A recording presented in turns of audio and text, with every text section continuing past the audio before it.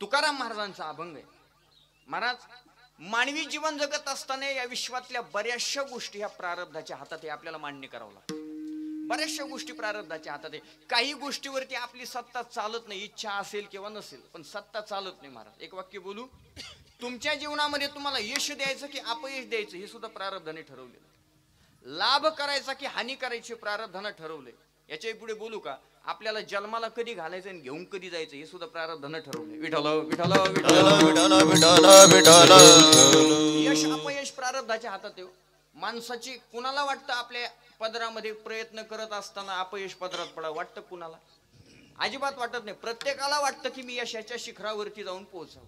प्रत्येकाला यशाची अपेक्षा आहे, प्रयत्न चालू आहेत, पण तरी सुद्धा अपयश पदरात पडतं. का पडतं? त्याचं कारण आहे, महाराज म्हटले हे तुमचं प्रारब्ध आहे. जगण्यासाठी किती प्रयत्न करतात हो महाराज माणसं, पण तरी मरण पदरात पडतं. का? ते प्रारब्ध आहे. विठ्ठल विठ्ठल विठ्ठल विठ्ठल विठ्ठल. जीवन जगण्यासाठी कितीतरी प्रयत्न करतात. 2019-20चा जर काळ आपण पाहिला, 700 रुपयाला भेटणारे रेमडेसिवीर 40,000 गेलं, पण जगण्यासाठी हात चालू होता ना.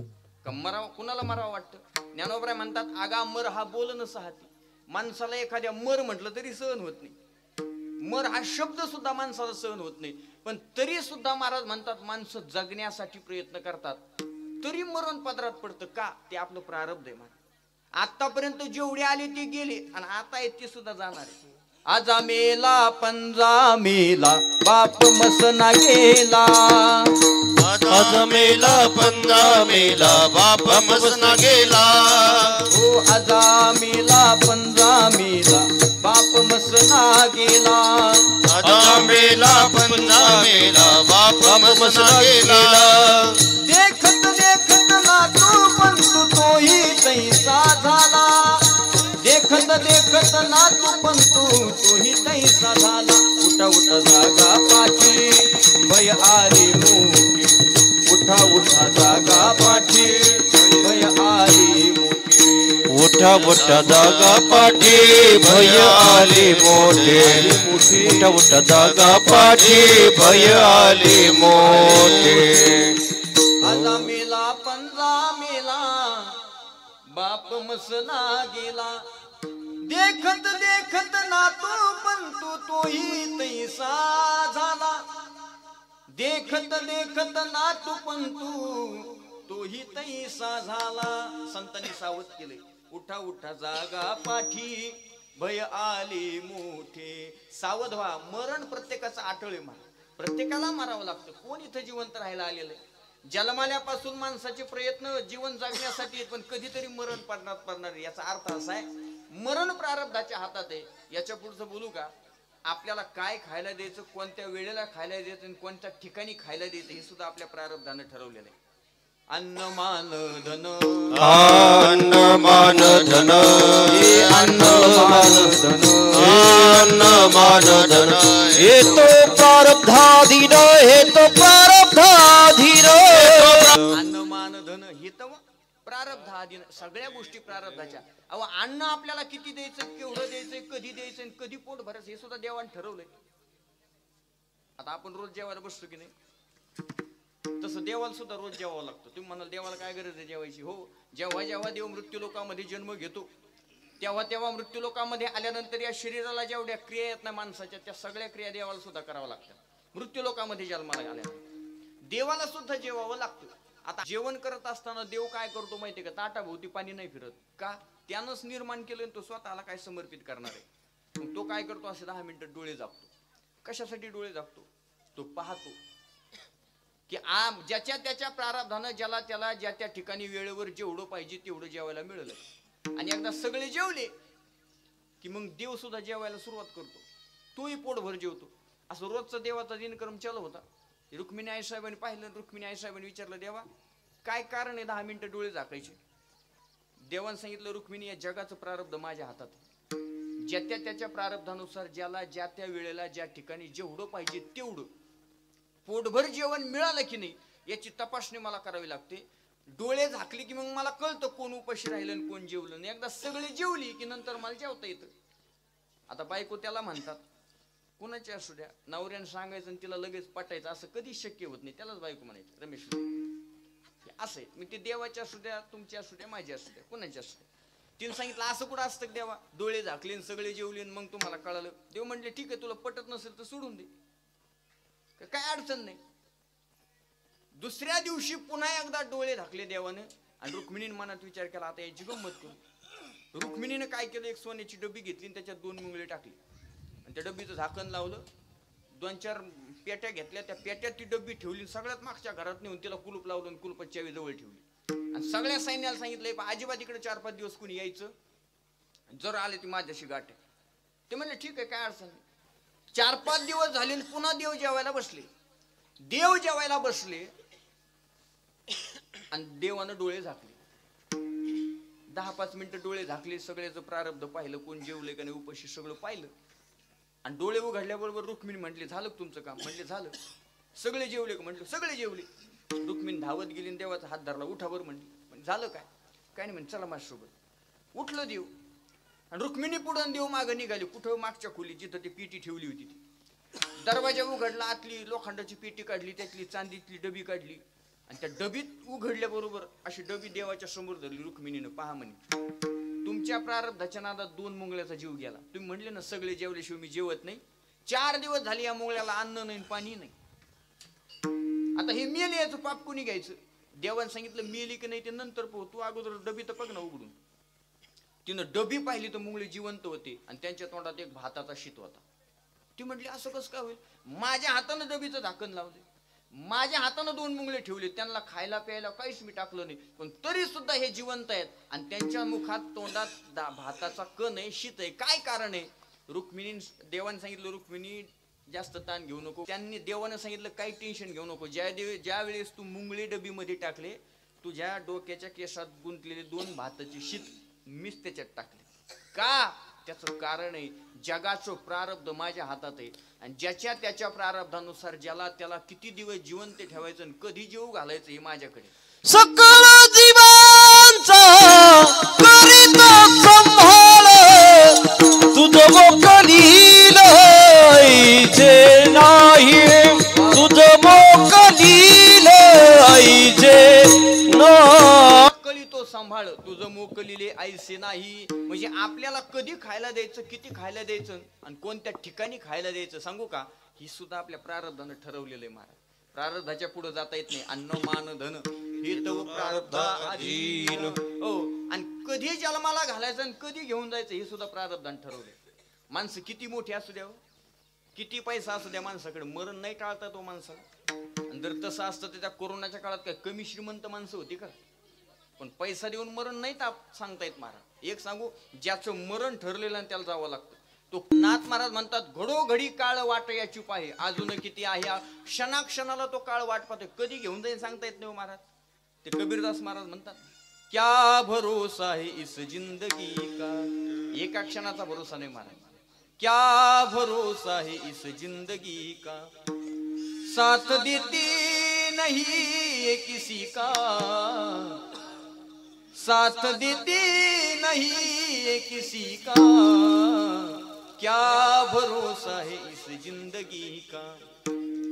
सांस रुक जाएगी चलते चलते, क्षमा बुझ जाएगी जलते जलते, दम निकल जाएगा रोशनी का, दम निकल जाएगा रोशनी का, क्या भरोसा है इस जिंदगी का, क्या भरोसा है इस जिंदगी का. तू लाख इबादत कर दे, तू लाख करे रखवाली, अरे उड़ जाएगा एक दिन पंछी रहेगा पिंजरा खाली, उड़ जाएगा एक दिन पंछी रहेगा पिंजरा खाली. भंगूर नाही भरवसा. माणसानं तयारीत जगलं पाहिजे. कधी यम येईल आणि घेऊन जाईल सांगता येत नाही महाराज. चांगल्या चांगल्याला जावं लागलं, तुमचं आमचं काय. म्हणून जेवढं जीवन माणसाला जगायचं चांगलं जगायचं. ऐका माझं बोलणं ऐका. आपण गेल्यानंतर जग रडू, भारत देश रडू, महाराष्ट्र रडू याची वाट पाहायची नाही. कमीत कमी आपल्या गावातल्या माणसाच्या डोळ्यात पाणी आलं पाहिजे आपण गेल्यानंतर. नाही गावातल्या वस्तीवरल्या का होईना, अरे आपल्या घरा शेजारच्या माणसाला तरी वाईट वाटलं पाहिजे. जाऊ द्या कसा का असा पण माणूस चांगला होता, असं स्ट्रिक्ट जगलं पाहिजे माणसानं. एवढं सुंदर जगायचं ना महाराज. किती चांगलं जगता येईल तेवढं जगायचं. काही माणसं म्हटली महाराज आम्ही भरपूर चांगलं जगायला जातो पण लोक नावच ठेवतात, त्यांचं कामच आहे ते. लोकांनी कोणाला सोडलंय महाराज आतापर्यंत? तुम्ही कितीही चांगलं काम करा महाराज, तुम्ही कितीही चांगलं राहा, 40% लोक कायम तुमच्या विरोधात आहेत. तुम्ही कितीही चांगलं काम करा, कितीही चांगलं. अरे लोकांनी छत्रपती शिवाजी महाराजांना सोडलं नाही, तुम्ही काय घेऊन बसले तुमचं आमचं? ज्ञानेश्वर महाराजांनी, ज्या ज्ञानोबरायांनी ज्ञान दिलं जगाला, लोपले ज्ञान जगी आणि हित नेणं ती कोणी, त्या ज्ञानेश्वर महाराजांनी एवढे कष्ट सहन केले. त्या ज्ञानेश्वर महाराजांना लोकांनी त्रास दिला, नाव ठेवले. जगद्गुरु तुकाराम महाराजांना लोकांनी नाव ठेवले. साधू संतांना छत्रपती शिवाजी महाराजांनी स्वराज्य आपल्यासाठी घडून आणलं, त्यात शिवाजी महाराजांच्या विरोधात लोक होते, त्यांना लोकांनी त्या काळात नाव ठेवले. तुम्ही आम्ही काय घेऊन बसले महाराज? लोकांचं कामच आहे नाव ठेवायचं. आणि एक सांगू का, माणसांनी किती लोकांनी नाव ठेवलं ना, कोण आपल्या पाठीमागं आपल्या काड्या करतंय, नाव ठेवते, याचा विचार कधीच माणसाने आयुष्यात करायचा. जे काही असेल ते माणसाने सहन करायचं महाराज. एक सांगू का, ज्यानं सहन केलंय तो जगात मोठा झालेला आहे. ज्यानं सहन केलंय ना तो जगात मोठा झालेला आहे. तुम्ही लोहाराच्या दुकानात जा, तुम्हाला छन्नी नवी दिसेल, तुम्हाला हातोडा नवा दिसेल, तुम्हाला लोखंड नवं दिसेल, पण रमेश महाराज आयरन तीच आहे पिढ्यान पिढ्या. विचारलं का हो, हातोडा नवीन आहे, सगळं नवीन, मग आयरन नवीन घ्या ना. आयरन नवीन घ्यायला काय अडचण आहे? त्यानं उत्तर फार गोड दिलं. कशाला ठेवता आयरन? हिची कशाला पूजा करता? जुनी आहे, नव्या वस्तूची पूजा करा. त्या लोहाराने एवढं गोड उत्तर दिलं, म्हटली महाराज छन्नी, हातोडा आणि लोखंड हे घाव घालणार आहे, ते तुटून जातं, पण आयरन सहन करणारी म्हणून पिढ्यान पिढ्या टिकून, आयरन सहन करणारी म्हणून पिढ्यान पिढ्या टिकून. एक वाक्य बोलू, जो माणूस सहन करतो तो जगात टिकतो, ज्याला सहन करण्याची क्षमता नाही तो जगात टिकू शकत नाही. ज्ञानेश्वर महाराजांनी सहन केलं महाराज. काय कमी होतं ज्ञानेश्वर महाराज? अरे विसोबा काकांनी झोळी फाडली हो, मुक्ताबाईसाठी पीठ मागायला आळंदीमध्ये गेले ज्ञानेश्वर महाराज, झोळी घेऊन गेले. पीठ देत नव्हतं कुणी, वाईट टाकलं होतं ना, देत नव्हतं, दरवाजे लावून घ्यायचे. एका माऊलीला दया आली, तिनं पीठ दिलं झोळीमध्ये. समोरून विसोबा काका आले, त्यांनी झोळी फाडली, पीठ मातीत टाकलं. ते मातीतलं पीठ पुन्हा ज्ञानेश्वर महाराजांनी उचलून झोळीत घेऊ नये म्हणून माती मिक्स पायाने केलं महाराज. पण एक वाक्य सांगू, सहन करणारे ज्ञानेश्वर महाराज 750 वर्ष झालेत, आजही जिवंत आहेत, आजही जिवंत आहेत. विसोबा काकाला कोणी विचारत नाही, विठ्ठल विठ्ठल विठ्ठल. म्हणून एक सांगू का, माणसानं सहनच करता आलं पाहिजे. जोपर्यंत माणूस सहन करीत नाही तोपर्यंत जगात मोठा होत नाही. छत्रपती शिवाजी महाराजांनी सहन केलं. बरं, दुसऱ्यांपासून त्रास झाला त्यांना काय वाटलं नाही, पण ज्यावेळेस आपल्या लोकांपासून त्रास झाला काय वाटत असेल छत्रपती शिवाजी महाराज कुणासाठी स्वराज्य निर्माण करतोय? अरे 18 पगड जातीला एकत्रित करून छत्रपती शिवाजी महाराजांनी स्वराज्य निर्माण केलं. कुणासाठी? कुण्या एका जातीसाठी नाही केलं. जगातल्या, महाराष्ट्रातल्या, या भारतातल्या प्रत्येक माणसासाठी स्वराज्य निर्माण केलं छत्रपती शिवाजी महाराजांनी. मग विचार करा, ज्यांनी जगाच्या हेतू साधण्यासाठी, जगाचं कल्याण होण्यासाठी ज्या लोकांनी आयुष्य खर्च केलं, त्या छत्रपती शिवाजी महाराजांना लोक नाव ठेवतात. ज्ञानेश्वर महाराजांनी आयुष्यपणाला लावलं, त्या ज्ञानोबरांनी लोकांनी नाव ठेवले. शांती ब्रह्मनाथ महाराज, जगद्गुरु तुकाराम महाराज यांना जर लोक नाव ठेवतात तर तुम्ही आम्ही काय घेऊन बसली? आपल्याला लोक नाव ठेवतात त्याच्यात काय नवलंय? म्हणून लोकांनी किती नाव ठेवू द्या महाराज, माणसाने माग फिरायचं नाही. आपलं जे काम आहे ना ते निस्वार्थपणे करीत राहायचं. कधीतरी जग दखल घेईल आणि नाही जगाने दखल घेतली तरी चालेल, त्या देवानं आपली दखल घेतली फार झालं. विठ्ठल विठ्ठल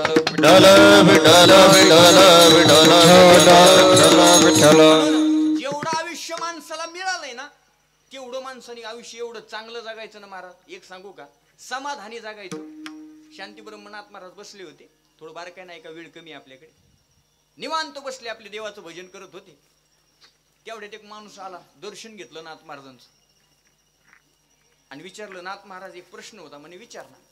काय नाही म्हणे, माझा असा प्रश्न होता, एवढं टेन्शन आहे तुमच्या जीवनात, गावातली लोक तुम्हाला मानित नाही, गावातली सगळी ब्राह्मण मंडळी तुमच्या विरोधात आहेत, एवढा तुम्हाला त्रास आहे, पण तरी तुमच्या चेहऱ्यावर तर तेज आणि समाधान कमी होत नाही, याचं कारण काय तेवढं मला सांग, मला लई टेन्शन आहे म्हणले.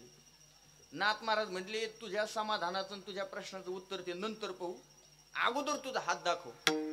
आता हात दाखवून भविष्य पाहणारातले संत नव्हते, कारण 750 वर्षापूर्वी 450 वर्षापूर्वी अंधश्रद्धेवर आळा घालण्यासाठी सगळ्यात अगोदर आक्रमण आमच्या संतांनी केलंय.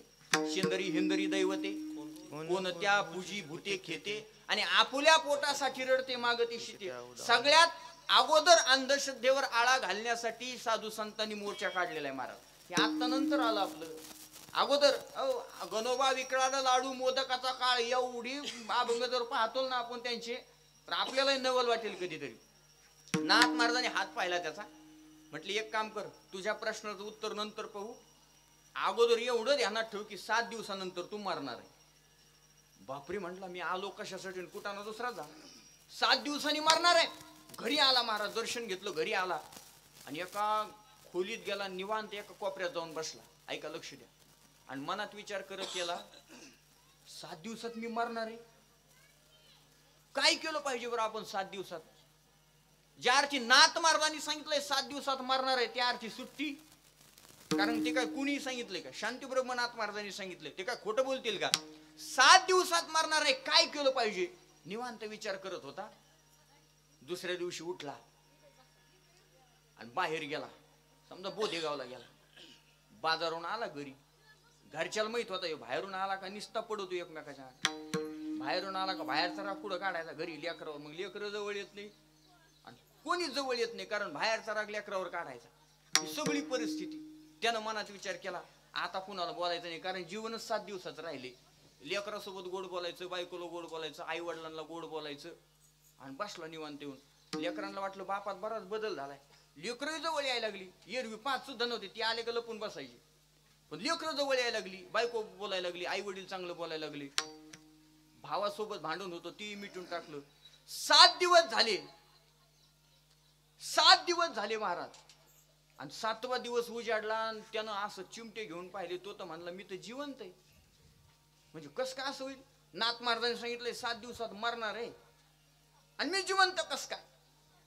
तो म्हटला, नाथ महाराज तर खोटं बोलणार, काहीतरी चुकी झाली. त्यानं मनात विचार केला, नाथ महाराजांची साधना एवढी आहे की त्या नामस्मरणाच्या साधनेच्या जीवावर त्यांनी मला जिवंत ठेवले. लगेच गेला नाथ महाराजांकडे, साष्टांग दंडवत केलं आणि विचारलं, महाराज तुम्ही मला सांगितलं 7व्या दिवशी मरणार आहे, पण आज 8वा दिवस उजाडला, मी जिवंत आहे.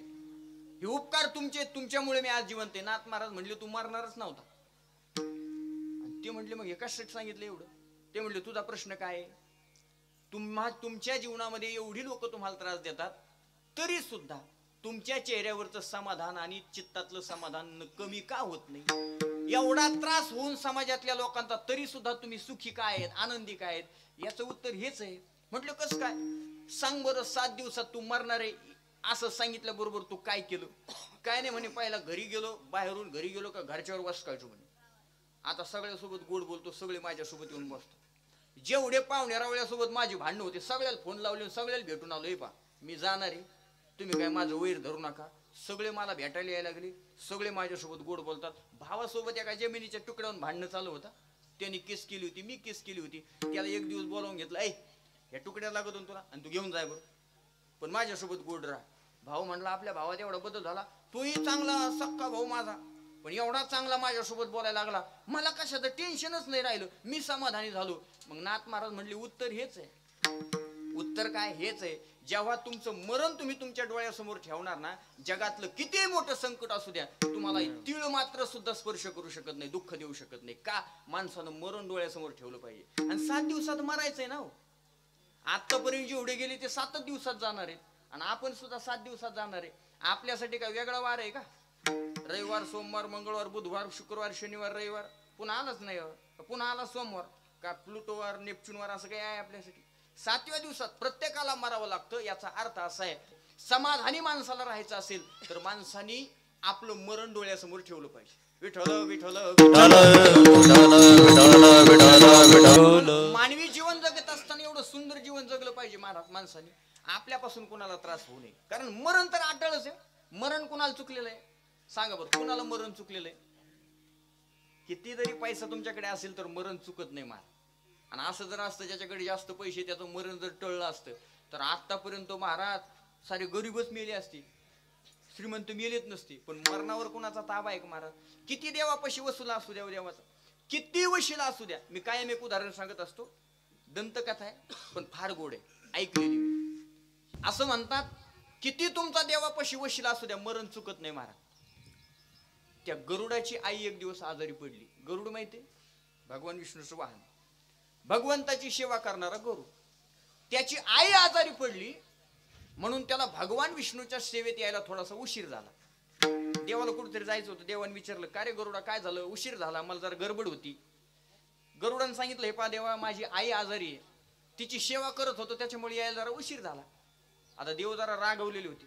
देवाने सांगितलं, गरुडा आई आजारी आहे सांगू नको मला, 4 दिवसांनी तुझी आई मरणारच आहे म्हणे, तू उशीर का केला.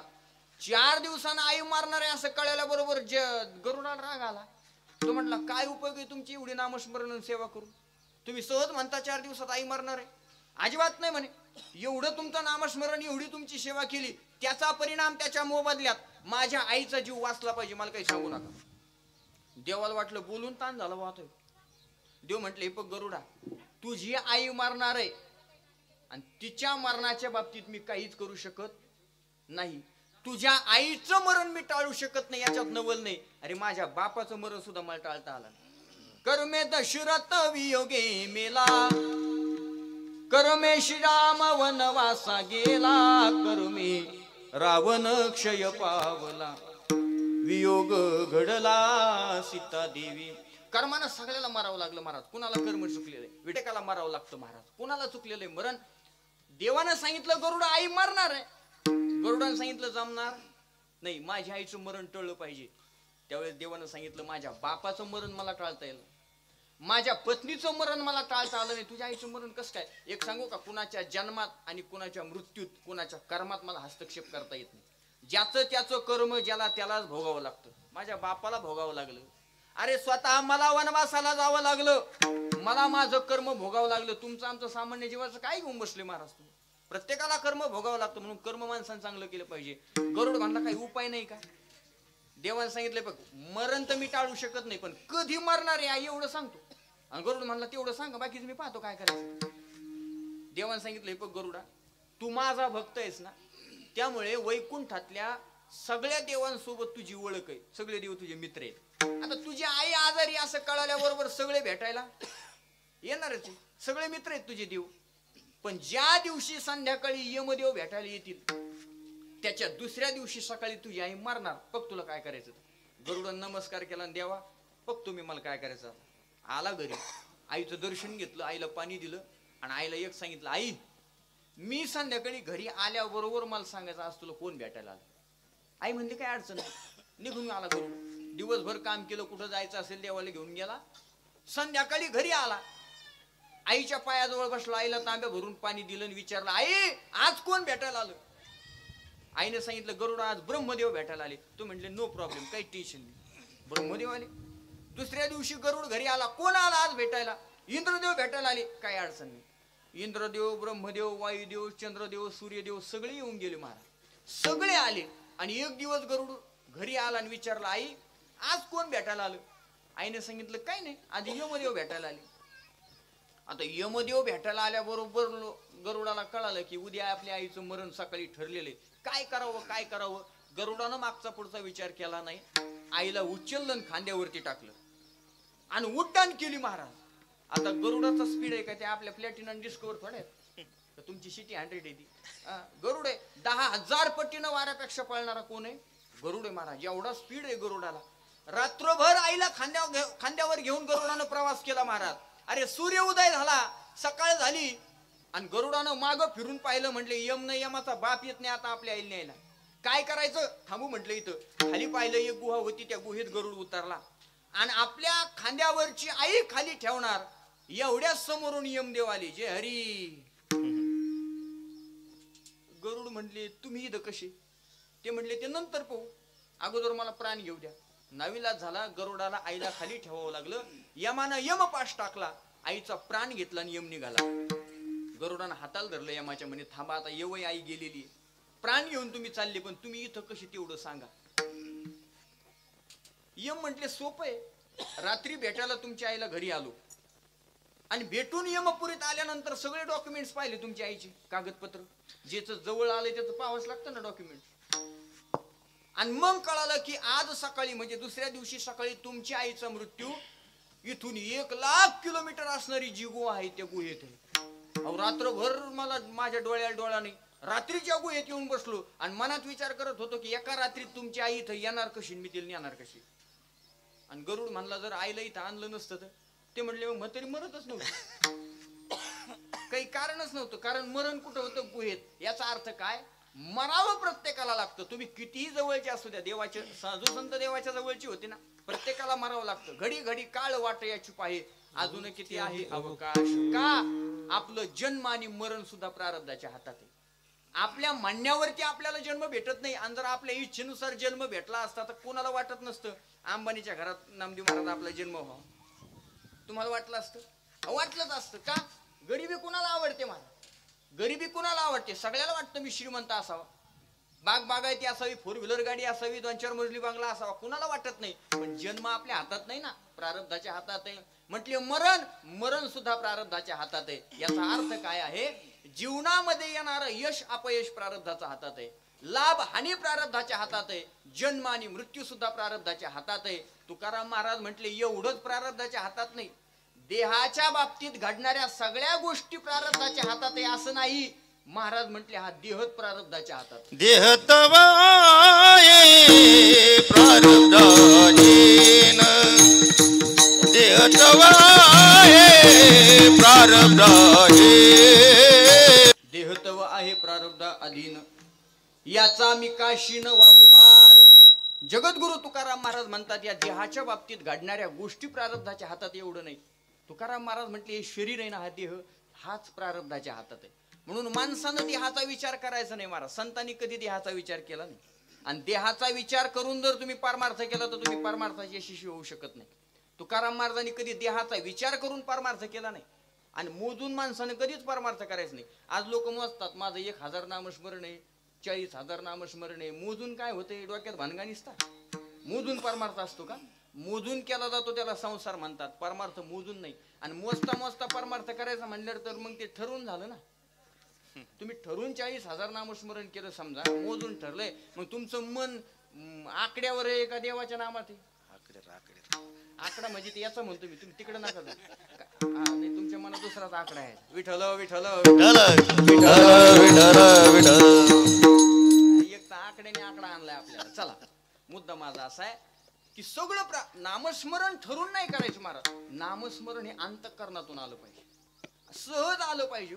सहज बसल्या बसल्या देवाचं नाव घेता आलं पाहिजे माणसानं. खरं तर सांगू का तुम्हाला, माणसानं जेवढा वेळ भेटेल ना तेवढं देवाचं नाव घेतलं पाहिजे. मी कायम सांगत असतो. बरं, देवाचं नाव घेण्यासाठी किंवा परमार्थ चांगला होण्यासाठी काय घर सोडावं लागतं, बायको सोडावं लागतील, लेकरं सोडावं लागते असं नाहीये ना. काही कामामध्ये काम, काही म्हणा राम राम, काय अडचण आहे. आता आपण शेतकरी माणसं आता सारख्या बऱ्याच मोठ्याला झाल्यात. आता पाळ्या कोणी घालील किंवा कोणी घालणार नाही. पण ज्यावेळेस लहान होत्या त्यावेळेस आपण पाळ्या घालतो की नाही. शेतकरी माणसं आहेत. अहो, काम करता करता देवाचं नाव घ्यायचं ना. पाळीला बैल झुपली, अवताला बैल झुपले, पाळी सुरू झाली. पायाला काम आहे, हाताला काम आहे, डोळ्याला काम आहे. तुमच्या तोंडाला काय काम आहे? बर्डे काय काम आहे तोंडाला? मग रामकृष्ण अरे म्हणायला काय अडचण आहे ना. नाही, आपण बैलाला शेद येतो, रामकृष्ण अरे म्हणणार नाही. एवढे अवघड पुढची माणसं आपण. 7-8 जणी एकत्रित आल्या, खुरपायला बसल्या.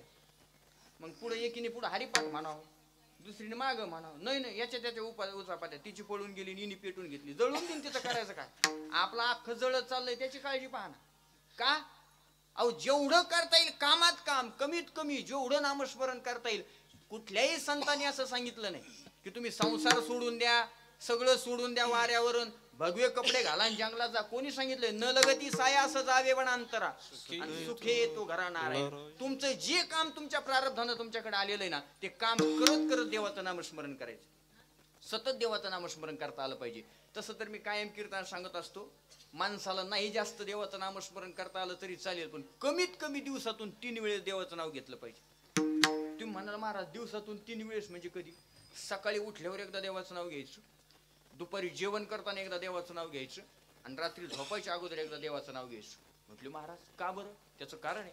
सकाळी उठल्याबरोबर देवाला हात जोडायचे, सांगायचं देवा तुझ्यामुळे उठलो रे बाबा, आजचा दिवस मला पाहायला मिळाला, उपकार आहेत त्याचे. दुपारी जेवण करताना ताटाभोवती पाणी फिरवायचं आणि हात जोडायचे, देवा एवढ्या धावपळीच्या काळात सुद्धा मला माझ्या पोटाला तू वेळेवर जेवायला दिलं, हे तुझे उपकार आहेत, त्याचे आभार मानायचे. आणि रात्री झोपायच्या अगोदर एकदा देवाचं नाव घ्यायचं, मग झोपायचं.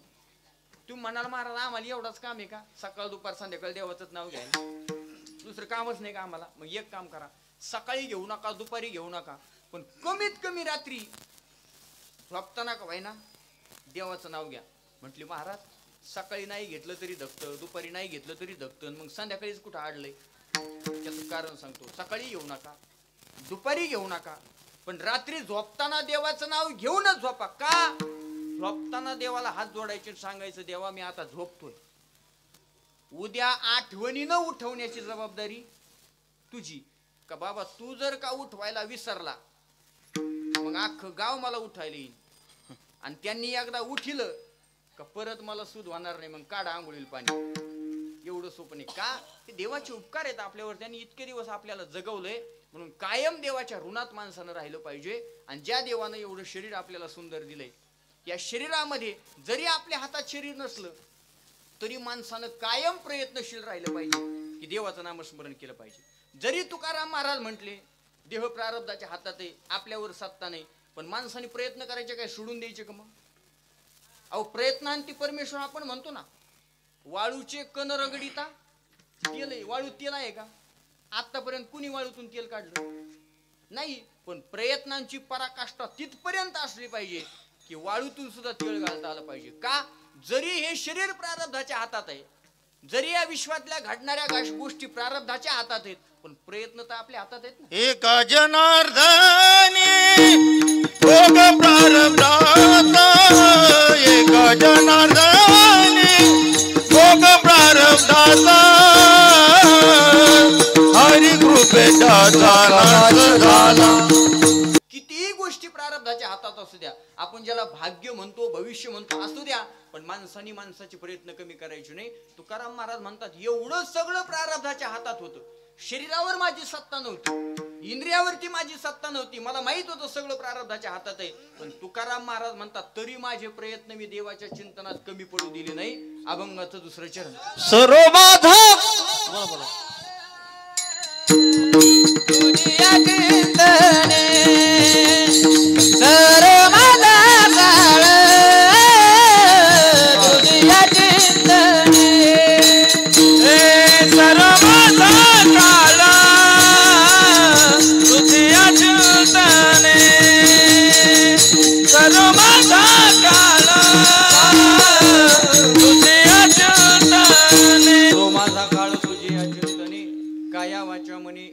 महाराज म्हणतात लाभ तो न दिसे याहुनी दुसरा आणि कदातारा येणे जन्मे. हे सगळं मला कळालं, पण हे सहजासहजी मला कळालं नाही. तुकाराम महाराज म्हणतात तुका म्हणे आलो सोसित संकटे मी माझे उखटे आहे देवा.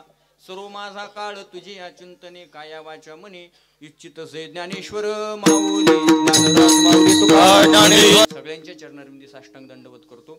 ज्यांच्या प्रथम पुण्यस्मरणाच्या निमित्तानं आपण एकत्रित जमलेलो. आपल्या सर्वांचे श्रद्धास्थान आदरणीय नाना. आजची ही शेवटची भावपूर्ण श्रद्धांजली नानांसाठी आपण अर्पित करणार आहोत. एक सांगू, जीवनामध्ये जीवन जगत असताना काही माणसं आपल्या समोर एक आदर्श म्हणून होऊन गेले. माणसानं जी माणसं गेली ना, पुढे गेले त्यांचा शोधित मार्ग. जी माणसं आपल्यापेक्षा ज्ञानानं अनुभवानं मोठी होऊन गेली ना, माणसानं त्या लोकांचं अनुकरण करायचं असतं. ती कशी जगली, कशी वागली, कशी राहिली, त्यांच्या अंतःकरणातला समजूतदारपणा कसा होता, या गोष्टींचा बारकाईने विचार, हीच खरी श्रद्धांजली. भावपूर्ण श्रद्धांजली म्हणजे फक्त पिंडदान अर्पण करायचं, श्राद्धाला आलं का पंक्ती धरून जेवून निघून जायचं असं नाही होत. ज्या व्यक्तीच्या श्राद्धाच्या निमित्तानं आपण वर्ष श्राद्धाच्या निमित्तानं आलो, त्याला शेवटची भावपूर्ण श्रद्धांजली म्हणजे काय असेल की नानांनी त्यांच्या जीवनामध्ये कसं ते जीवन जगले, ते परिवारासोबत कसे राहत होते, राजकारणात गेल्यानंतर त्यांचं वागणं कसं होतं, पारमार्थिक लोकांसोबत उठबस असताना त्यांचं वागणं कसं होतं, या सगळ्या गोष्टींचा बारकाईने अभ्यास करायचा आणि मोठ्या माणसाच्या पावलावर पाऊल टाकून आपण चालायची. खरी मोठ्या माणसाला भावपूर्ण श्रद्धांजली असते. आणि त्या निमित्तानं विविध क्षेत्रातील मान्यवर मंडळी आपण या ठिकाणी उपस्थित आहेत.